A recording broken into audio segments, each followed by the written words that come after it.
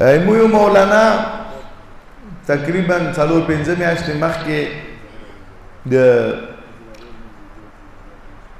یو سوال راستولو، هغه کې ټول قوانین ما ته بیان کړل.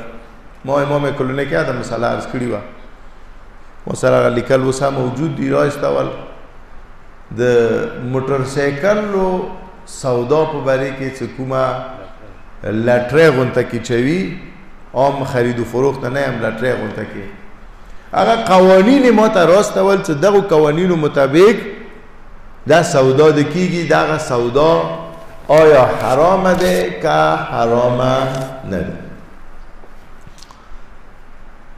مو مخکې اورېدلي وو، خو بیا مې لږ ذهن کې وو، هغه ټوټل کوم متعلقه فقهي نکتې وې وکړې، غیر فقهي هغه کار نه لرو. هغه مو ایت الله لزمه سیستاني دفتر کې بیا استفتاءاتو جلسه وه، هغه ځای کې مو بیان کړله، پوښتنه مو نه وکړله.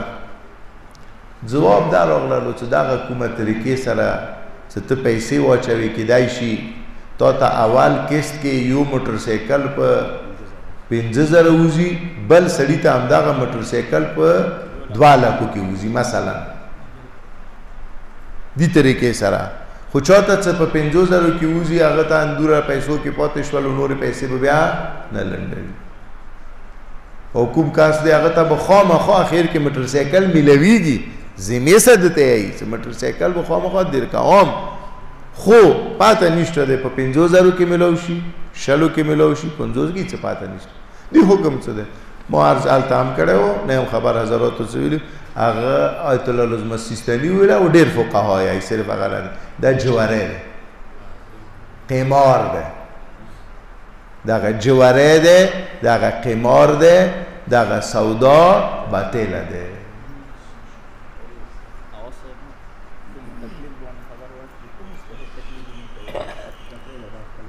دا اصلي دغه کوم عرض مو وکړلو، چونکې مساله مو ته پاته وه چې ځنه کسان به بیا وکې های هوی وکړي چې نه پلانکي ځان نه خبره وکړله، پلانکي ځان نه خبره وکړله، او دا دي هادي.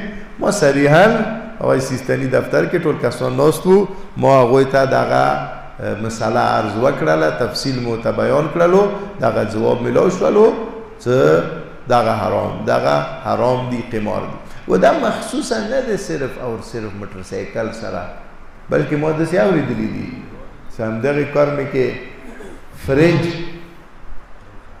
ټي وي وغیره وغیره، دغه شونه هم د خرید و فروخت کیږي، همدې طریقې سره د خرید و فروخت کیږي لاټرۍ ذریعې سره.